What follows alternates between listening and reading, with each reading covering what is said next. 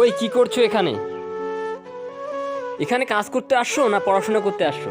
কি পড়ছো তুমি? স্যার আমি না আইপিএস এর প্রিপারেশন নিচ্ছি। কি আইপিএস? আইপিএস এর ফুল ফর্ম জানো তুমি?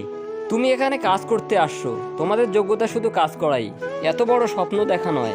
স্যার আপনি আসার আগে আমি কাজই করছিলাম। এটা আমার বাবার স্বপ্ন, আমি যেন আইপিএস অফিসার হই। এই জন্য যখনই সময় পাই একটু পড়াশোনা করি। তোমার বাবার স্বপ্ন তো বাড়িতে গিয়ে পূরণ করো। আমার বাবা তো এই পৃথিবীতে নেই, আমি চাই ওনার স্বপ্নটুকু পূরণ করতে। দেখো তোমার মাকে। মা, স্যার কি করেছে আমার মেয়ে? এসব করার জন্য কি তোমাদের দুজনকে রেখেছি আমি?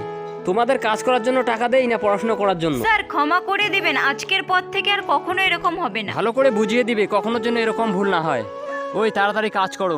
তুমি ওদের সাথে এভাবে কথা বলতে পারো না। কেন? কে তুমি? তুমি এভাবে এনার সঙ্গে কথা বলতে পারো না, তিনি এখানকার নতুন আইপিএস অফিসার। বেটি তুই এখানে?